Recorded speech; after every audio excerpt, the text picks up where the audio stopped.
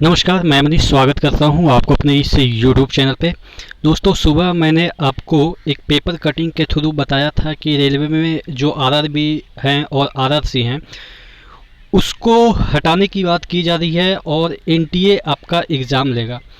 तो बहुत सारे लोगों ने कहा कि सर ये पेपर वाले तो ऐसे भी कुछ छाप देते हैं, लेकिन ज़्यादातर आपके जो चीज़ें हैं वो ऑथेंटिक होती है। और अभी मैं आपको ये दिखा रहा हूँ कि यहाँ पे एक नोटिस आई हुई है और इसमें जो आपके चीफ एडवाइज़र थे उस उनके द्वारा जो चीज़ें सजेस्ट की गई है, एक एक पॉइंट को हम डिस्कस करेंगे। कि देखिए, उसमें तो सिर्फ आरआरबी और आरआरसी के बारे में ही था कि आरआरबी और आरआरसी जो है वो आपका बंद होने वाला है, यानी कि ख़त्म होगा। उसके बाद वहाँ पे एनटीए आ जाएगी। लेकिन ऐसा नहीं है कि सिर्फ एक ही पॉइंट है कि आपके आरआरबी और आरआरसी ही ख़त्म होने वाले हैं। इसमें बहुत सारे ऐसे पॉइंट हैं जो कि आपको जानना ज़रूरी हो जाएगा, क्योंकि आप अप्रेंटिसशिप भी किए होंगे और भविष्य में जो अप्रेंटिसशिप होगा उसका भी चीज़ें चेंज होने वाली है और जो चीज़ें हैं उससे भी आपको अफेक्ट डालेगा। बहुत सारी चीज़ें हैं वो आपको अफेक्ट डालेगा। मैं एक एक पॉइंट को यहाँ पे डिस्कस करूँगा। तो इससे पहले वीडियो शुरू हो, आपको पता है कि टेक्स्ट बुक का प्रीमियर लीग चल रहा है। यहाँ पे अगर आप लाइफ टाइम वाला पास खरीदते हैं 499 वाला पास, तो यहाँ पे आप एक एलईडी या आईपैड या बाइक जीत सकते हैं। अगर इसमें ER Manish coupon code use करते हैं तो यहाँ पे भी आपको 50 रुपये का डिस्काउंट मिल जाएगा, यानी कि 449 में मिलेगा। यहाँ पे आपको तमाम इंडिया के एग्ज़ाम की प्रिपरेशन कर सकते हैं, मॉक टेस्ट लगा सकते हैं। तो नीचे डिस्क्रिप्शन बॉक्स में लिंक दिया हुआ है, तो एक बार ज़रूर विजिट कीजिएगा। तो हम बात कर रहे थे ये ऑफिशियल नोटिस की, क्योंकि पेपर पे तो बिलीव वैसे भी नहीं होता, क्योंकि पेपर में बहुत सारी चीज़ें ऐसे अनर्गल अनर्गल चीज़ें आती रहती है। लेकिन यहाँ पे जो मैं आपको दिखाऊंगा, एक एक पॉइंट समझाने की कोशिश करूँगा। हालांकि मैं लाइन बाई लाइन नहीं पढ़ूंगा क्योंकि वीडियो ज़्यादा लंबा हो जाएगा। मैं जो मेजर पॉइंट हैं और उसके क्या जिस्ट पॉइंट हो सकते हैं, जिस्ट मतलब आप कह सकते हैं क्या हो सकते हैं, वही मैं समझाने की कोशिश करूँगा। तो सबसे पहले यहाँ पे देखते हैं, ये जो आपका ये यहाँ पे 5th day of every month में इसका मीटिंग होने वाला है। और देखिए, ये जो अभी सुझाव है ये फाइनल डिसीजन नहीं है कि कल से बंद हो जाएगा। अभी इसको सचिवालय में जाना है, यानी कि दिल्ली सचिवालय में ये जाएगा। जो कैबिनेट का सचिवालय है वहाँ पे जाएगा, फिर वहाँ से वो संसद भवन में जाएगा। यानी कि सचिवालय वाले जो लोग हैं, सेक्रेटरिएट टाइप के जो लोग हैं, वो इस रिकमेंडेशन को देखेंगे कि कहाँ कमी है, कहाँ गलत है, इसमें क्या सुधार हो सकती है। उसके बाद ये संसद भवन में जाएगा। संसद भवन में भी इस पर कुछ संसद का कमेटी बनेगा कि इसको आप चेक कीजिए कि इसमें क्या क्या पॉइंट सही है। तो वो कमेटी फिर जो रिपोर्ट है वो देगी। उसके बाद वहाँ पे वोटिंग होगी, तब जाके ये फाइनल डिसीजन होगा। तो यानी कि कहने का मतलब अभी भी इसमें कम से कम तो 1 साल तो लगने हैं। मैं आपको एक प्रोसेस समझा रहा हूँ कि ये एक्चुअली है क्या और इसको फाइनल होने में कितना टाइम लग सकता है। यानी कि अभी एक जो चीफ एडवाइज़र यहाँ पे देखिएगा, मैं आपको बता रहा हूँ, जो साल जी का है, देखिए संजीव साल का जो प्रिंसिपल इकोनॉमिक एडवाइज़र हैं, उन्होंने अपना रिपोर्ट दिया है कि ऐसे ऐसे रिफॉर्म रेलवे में होनी चाहिए और ऐसे ऐसे काम करनी चाहिए, जिससे कि क्या होगा कि रेलवे को बेनिफिट होगा। ये इनका रिपोर्ट जाएगा, मैंने समझा दिया, सचिवालय में। और सचिवालय इसमें रिफॉर्म जो भी करना है जो करेगा, उसके बाद ये संसद भवन में जाएगा। संसद भवन का प्रोसेस मैंने आपको समझा दिया। तो ये अभी फाइनल नहीं है, इसमें और भी मॉडिफिकेशन होने की संभावना है या कर्टेल होने की संभावना है। पहला इनका प्रस्ताव है, देखिएगा, रेशनलाइजिंग रेलवे स्कूल।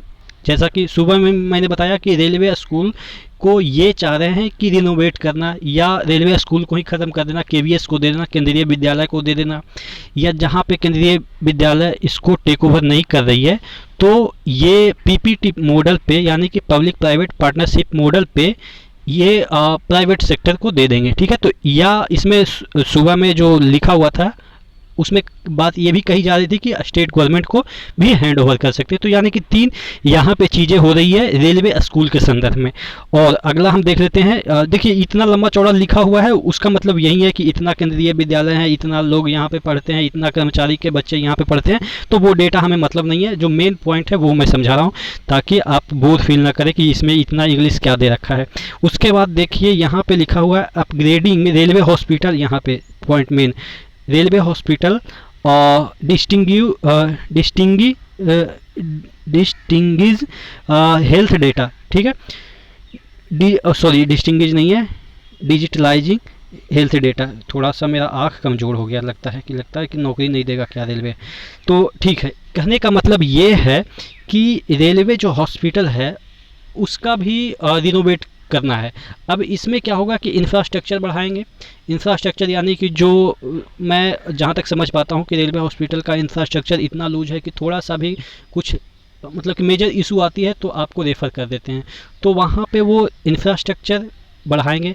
अगर इंफ्रास्ट्रक्चर नहीं बढ़ती है तो वो पीपीपी मॉडल पे उसको भी प्राइवेट करने की कोशिश करेंगे। ठीक है, पीपीपी मॉडल मतलब कि हालांकि सरकार का ही रहेगा लेकिन उसमें प्राइवेट सेक्टर के खिलाड़ी भी काम करेंगे। कहने का मतलब ये है कि प्राइवेट के हाथों में रहेगा लेकिन जो मालिकाना होगा वो सरकार का होगा। ये मतलब कि पीपी मॉडल का जो है वो रूल है। ठीक है, उसके बाद यहाँ पे तीसरा देख लेते हैं, personnels of central training institute. यानी कि जो ट्रेनिंग इंस्टीट्यूट है, बहुत सारे जगह पे ट्रेनिंग इंस्टीट्यूट है, उसको मतलब कि एक क्या होता है, फ्रेगमेंटेड है, यानी कि इधर उधर बिखरे पड़े हैं, तो उसको एक सेंट्रलाइज करना है। यहाँ पे देखिएगा, NRTI be made a central university and an institute of national importance. यानी कि जो NRTI एक संस्था है वो सेंट्रल यूनिवर्सिटी बनाएगी और इंस्टीट्यूट ऑफ नेशनल इम्पोर्टेंस। तो कहने का मतलब उसको भी सेंट्रलाइज कर रहा है कि जितने भी ट्रेनिंग इंस्टीट्यूट है उसको बंद करके एक बड़ा सा इंस्टीट्यूट करने की बात। इससे क्या होगा कि जो छोटे छोटे इंस्टीट्यूट हैं वहाँ पे जो मैन पावर हैं ज़्यादा, जैसे कि कहीं पे 20 है, कोई कहीं पे 25 है, लेकिन अगर एक जगह होगा तो 30 में पूरा देश का काम चल जाएगा। तो इससे क्या होगा कि नौकरियां तो थोड़ा थोड़ा शॉर्ट हो जाएगी, यानी कि नौकरियां कम हो जाएगी। उसके बाद देखते हैं कि इसमें देखिएगा आगे जो पॉइंट है वो मैं दिखाऊं तो री इंट्रोड्यूस अप्रेंटिसशिप स्कीम। जो अप्रेंटिस होते हैं उसमें क्या होता है कि अब नए नए टेक्नोलॉजी आ गए हैं तो उसका ज्ञान होनी चाहिए।